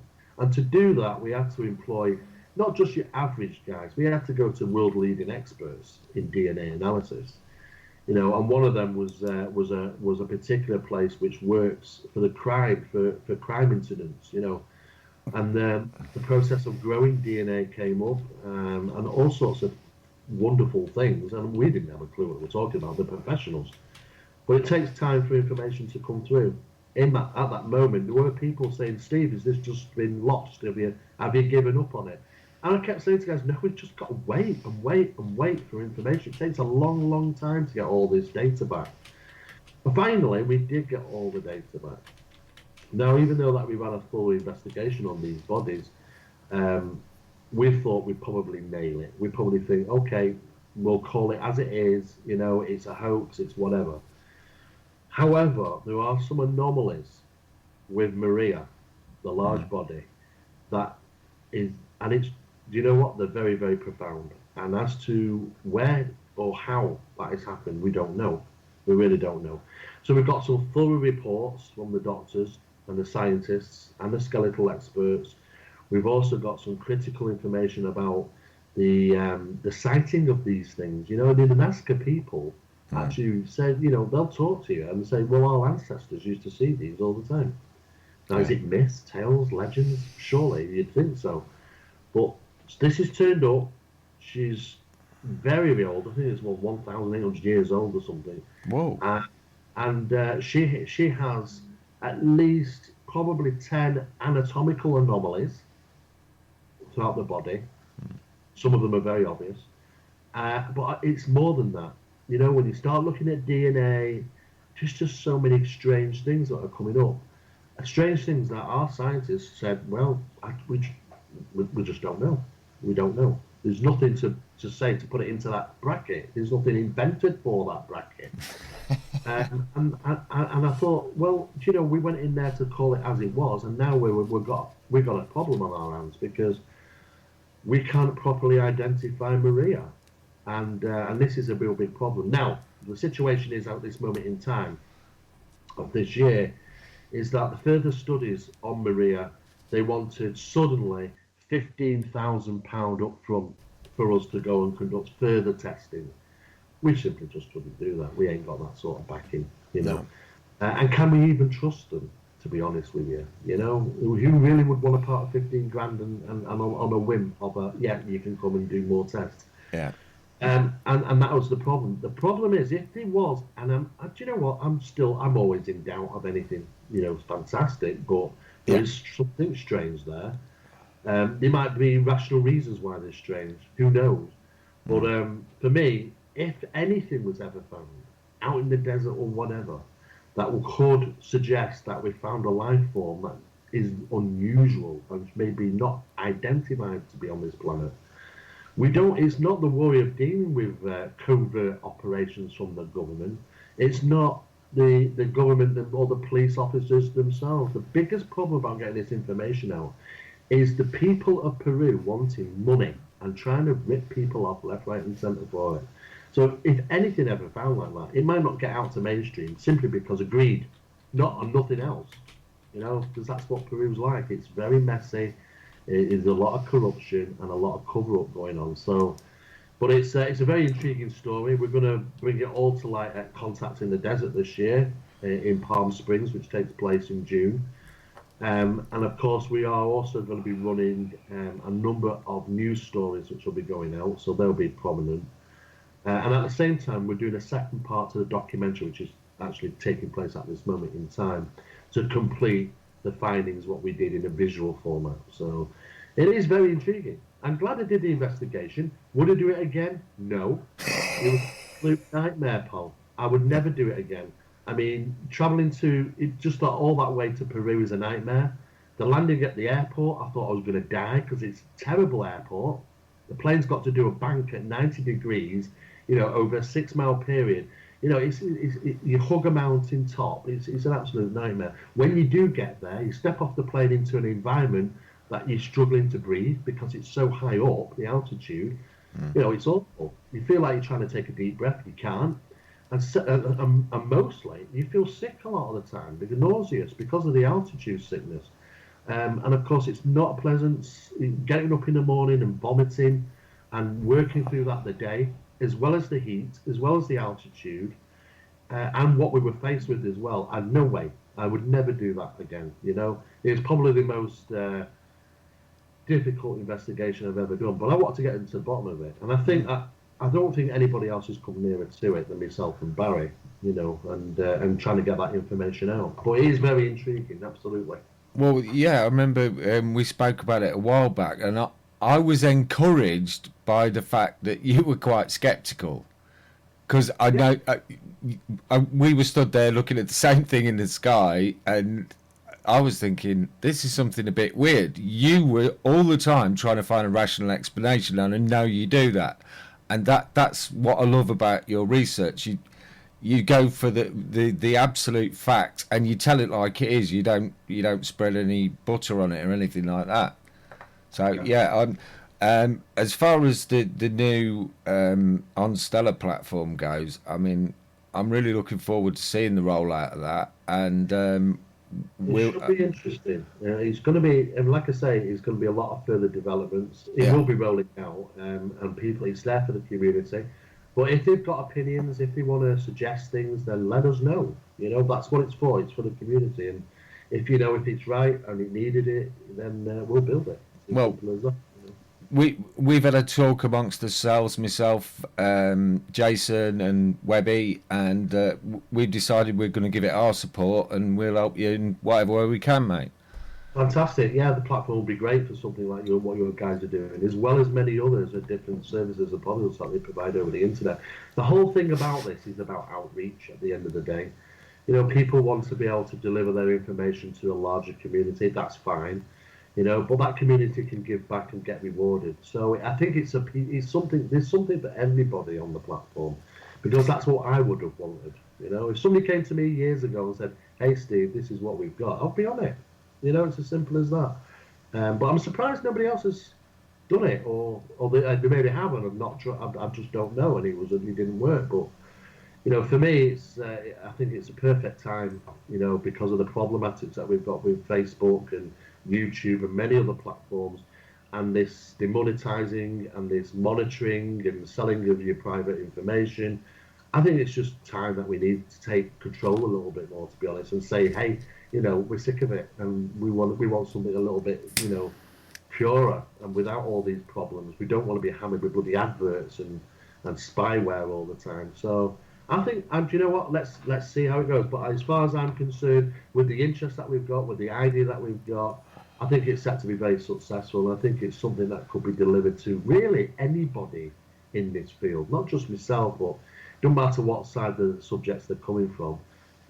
Anybody, I think it'll be advantageous for. Brilliant, mate. Yeah. So, Jason, I think you muted, mate. Yeah, you muted somewhere.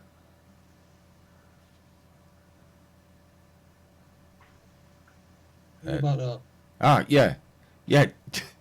Jason, we're coming. Yes. All I was saying were the way that it seems that we are moving away from social media such as Facebook and Twitter and all that sort of thing, and we are now looking for other avenues to be able to get the word out. To be able to advertise our things. Most people don't see what I post. Most people who are on my friends list don't see what I post, and it's just the whole censorship thing is just gone completely fucking nuts. So we need something different, which I thought, going back to the old forums where people had forums. Yeah, absolutely. It's a lot better. Everyone gets to see what everyone writes. They don't have to like it. They don't have to do anything, but they get to see other people's opinions. And it's not censored. It's not, I mean, sometimes they were. You went on a forum and it would be censored but that was the general theme of the forum itself.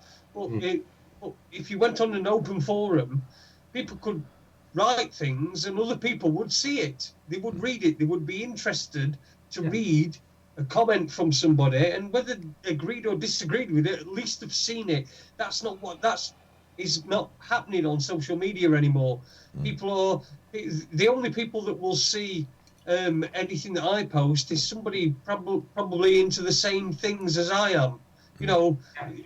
Somebody who's got the same interests, who does this sort of stuff, and so we're not getting anywhere with social media. We just ditch it and we get rid. And you know what? We leave those behind. The ones that want to stay on social media, that want to just post pictures of the fucking dinner, or just want to, just post pictures of the kid we were talking about this last night, weren't we? I feel like I've got deja vu, but posting pictures of the kid in the uniform on the first day of school or whatever.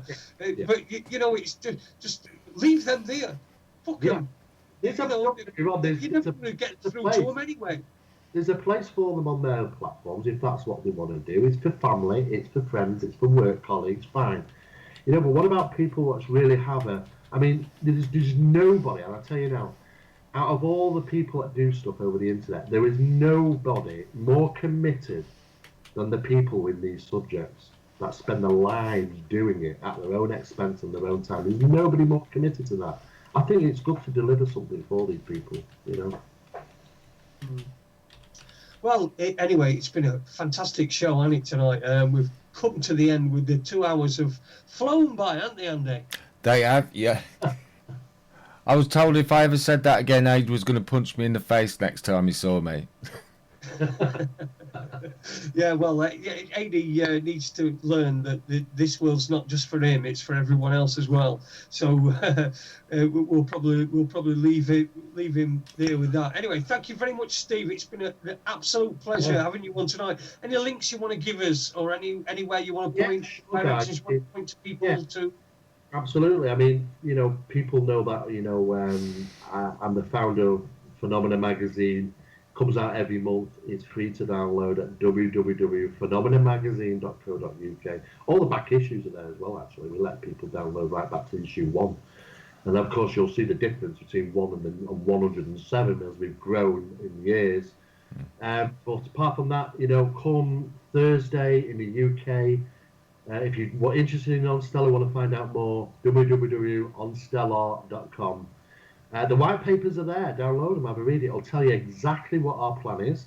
And then register, guys. If you want to register, get on there, get your desired username whilst you can, because they do know they are going to get snapped up quick. And clip over that information, register on the platform the end of June, July, and away you go. The world's yours then. Do what you want, say what you want, and let us know what you think, most of all. If you think there's some good ideas of what we should introduce, let us know. We've got a team here listening and ready for development. That's refreshing to hear from a man behind a social media network, isn't it, Jace? Yeah, you won't hear that very often. Yeah, it certainly is. Yeah. Well, it's been brilliant speaking to you tonight. It's been a superb week. We've had a good show yesterday. We've got a good show today. We've gone over on both of them. So I think that just shows you what sort of pedigree of how we're enjoying it anyway. So if you're not enjoying it yourself, I don't expect anybody else to enjoy it. But it's been a great show tonight. Thank you very much to you, Steve-mera. And thank you to everyone for listening to us tonight. From myself, from Andy, and from Webby here at Raconteurs News. We'll see you next week. Monday. We'll be on here on Monday and Tuesday next week. Listen, if anyone wants to pledge £1 million, I'll commit to 4 shows a week if that helps. But well, take it easy. Have a good week, and thank you, Steve. Thanks, Andy. Thanks, Webby, and we'll see you next week. Ta-ra a bit. Bye. Thanks, guys.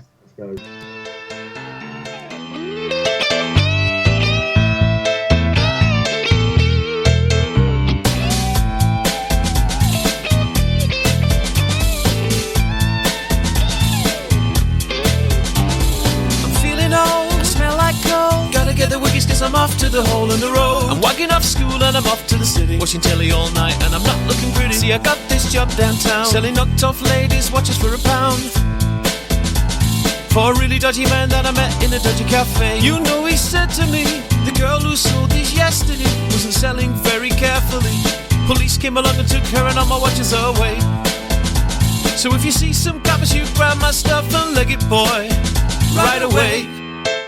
I'll be in the cafe. I'm just a boy from Sheffield, making his way through life. I'm just a boy from Sheffield, making his way. I'm just a boy from Sheffield, making his way through life. I'm just a boy from Sheffield, making his way.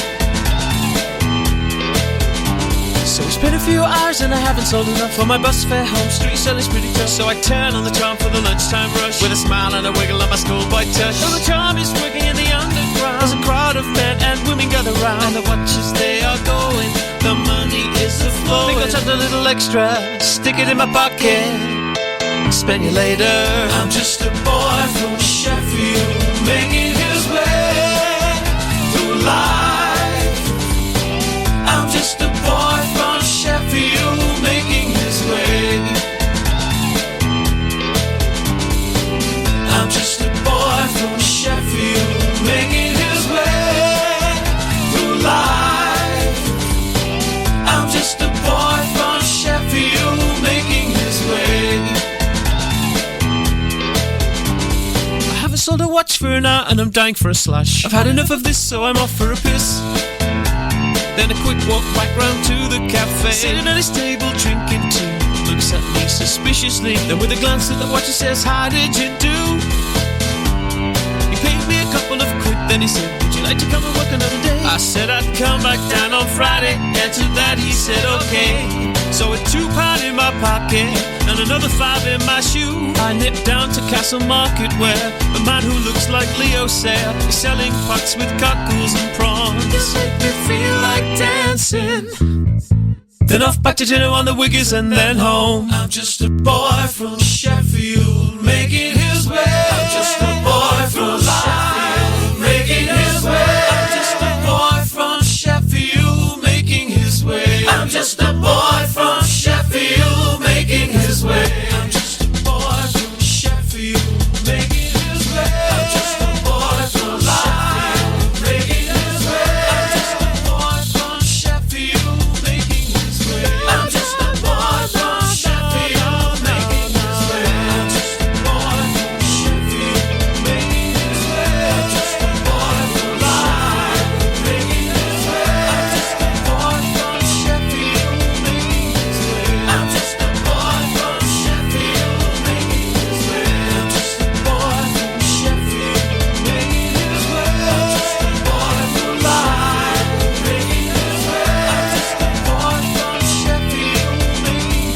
yeah.